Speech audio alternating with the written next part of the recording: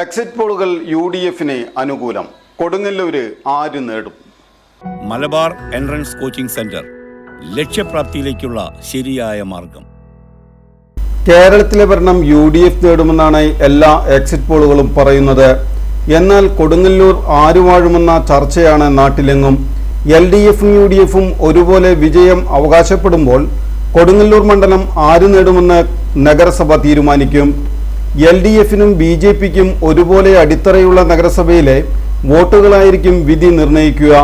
കഴിഞ്ഞ നിയമസഭാ തെരഞ്ഞെടുപ്പിൽ 12,000-ൽ പരം വോട്ടുകളാണ് എൽഡിഎഫ് സ്ഥാനാർത്ഥി വി.ആർ. സുനിൽകുമാറിന് നഗരസഭ ഭൂരിപക്ഷം നൽകിയത്. ഇത്തവണ എൽഡിഎഫ് 10,000 വോട്ടുകളുടെ ഭൂരിപക്ഷമാണ് നഗരസഭയിൽ നിന്ന് പ്രതീക്ഷിക്കുന്നത്. കഴിഞ്ഞ നിയമസഭാ തെരഞ്ഞെടുപ്പിൽ ബിജെപിക്ക് 12,000-ഓളം വോട്ടുകൾ സമാഹരിക്കാൻ കഴിഞ്ഞിരുന്നു.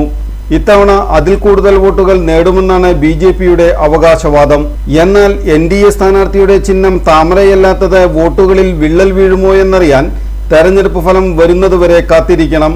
അതേസമയം യുഡിഎഫ് സ്ഥാനാർത്ഥി ഒ.ജെ. ജനീഷ് എൽഡിഎഫ് സ്ഥാനാർത്ഥിയുടെ നഗരസഭയിലെ ഭൂരിപക്ഷം 6,000-ൽ താഴെ വോട്ടുകൾക്ക് പിടിച്ചുകെട്ടുമെന്നാണ് യുഡിഎഫ് ക്യാമ്പ് പറയുന്നത്. അങ്ങനെ പിടിച്ചുകെട്ടാൻ കഴിഞ്ഞാൽ ബാക്കി പഞ്ചായത്തുകളിൽ നിന്ന് കിട്ടുന്ന വോട്ടോടെ വിജയം ഉറപ്പെന്നാണ് യുഡിഎഫിന്റെ വിലയിരുത്തൽ. കാര്യങ്ങൾ ഇങ്ങനെയൊക്കെയാണെങ്കിലും എൻഡിഎയുടെ അനുഭാവികളുടെ വോട്ടിൽ കണ്ണും നട്ടിരിക്കുകയാണ് എൽഡിഎഫും യുഡിഎഫും.